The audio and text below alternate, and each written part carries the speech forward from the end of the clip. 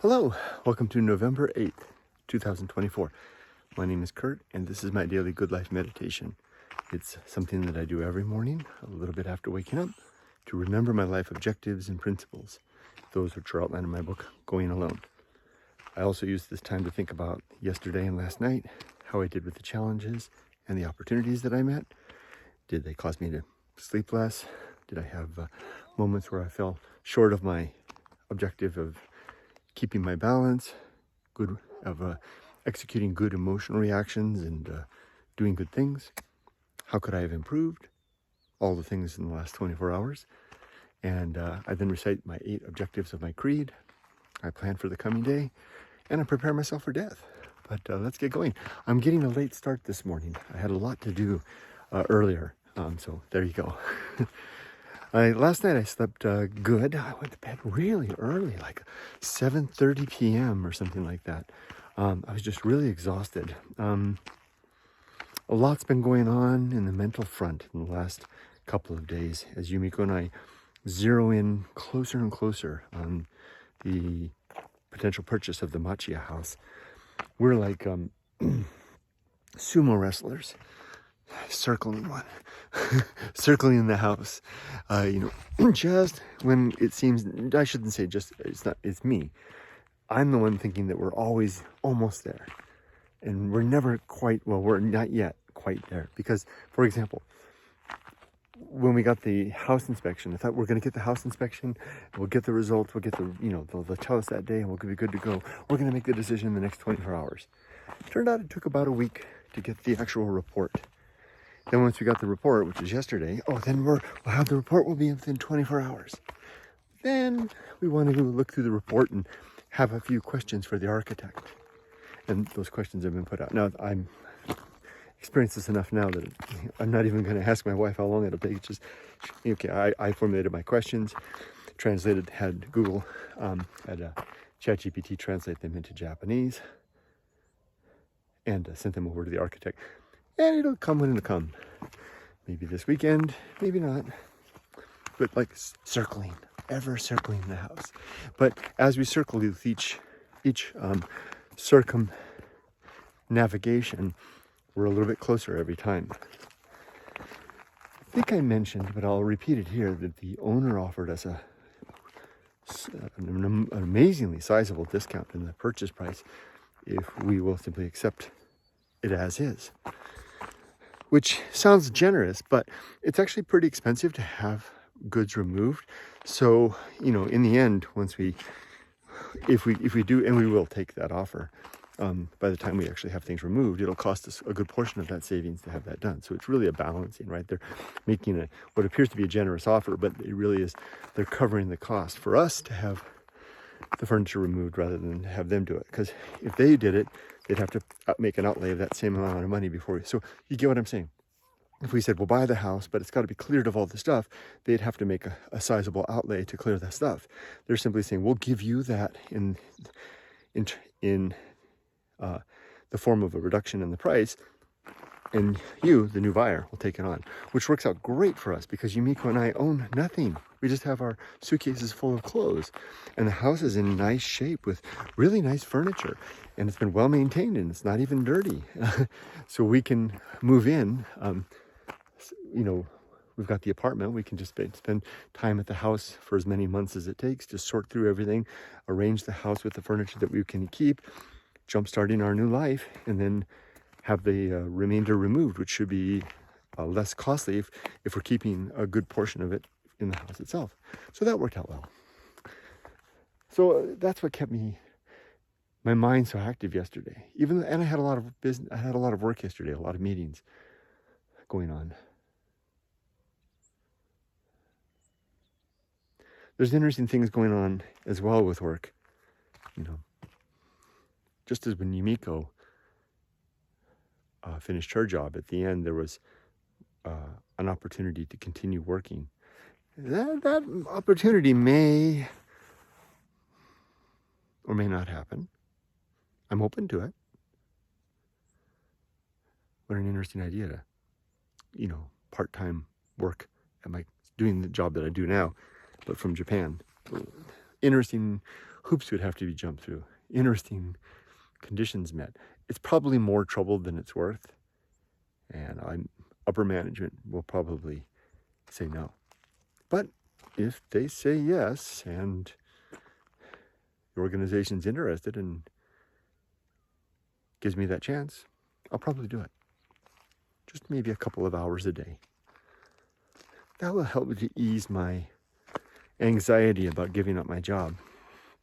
It would also help a lot towards the first year, because I really haven't explained this. So my pension begins immediately as soon as I retire, but then Social Security doesn't kick in until age 62.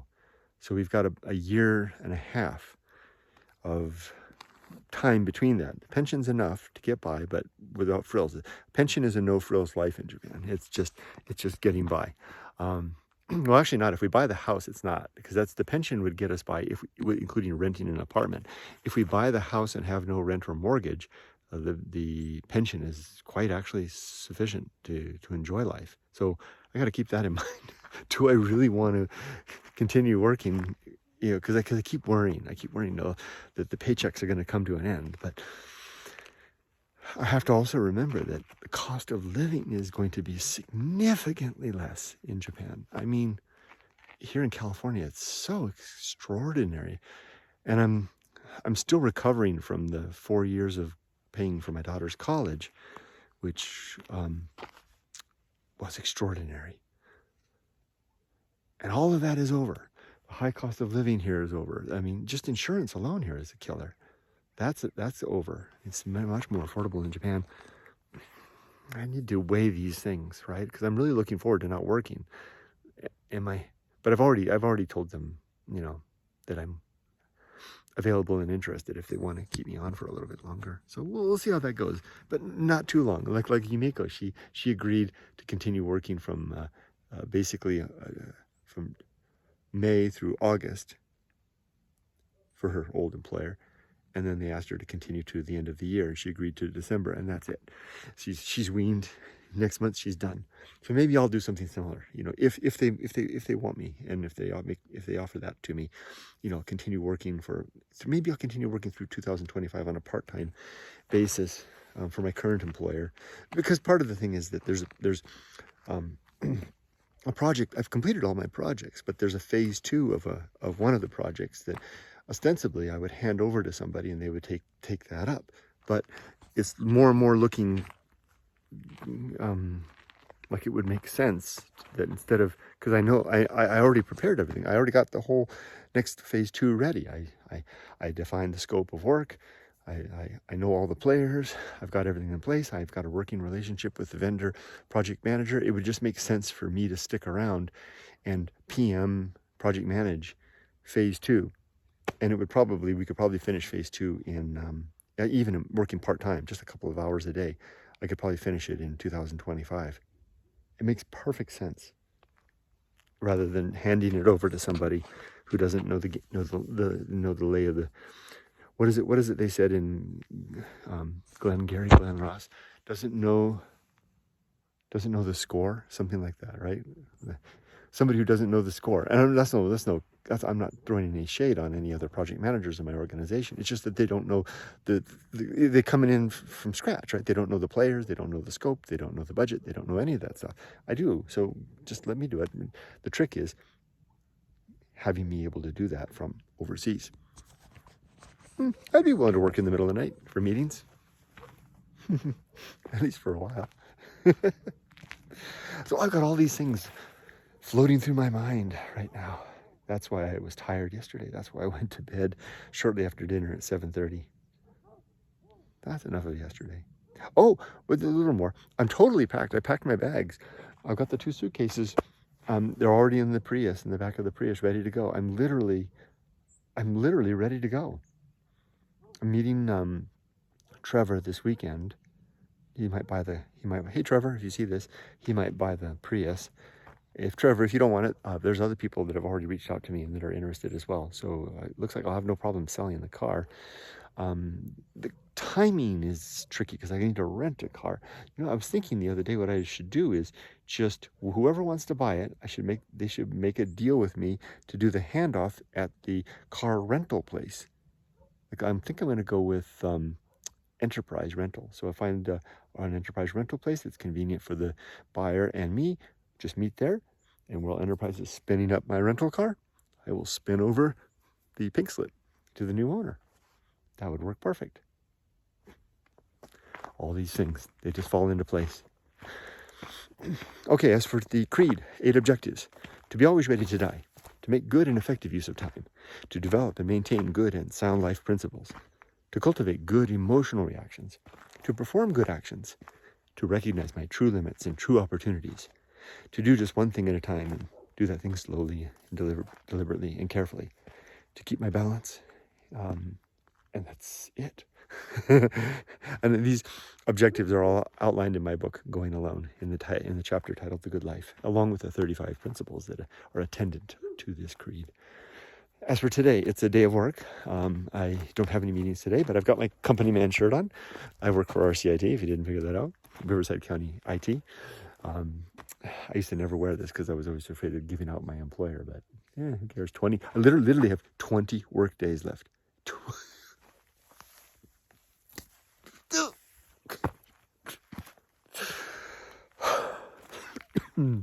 So I'm my work day starting in just a few minutes. I get to start a little later on the Fridays that I work. I get every other Friday off.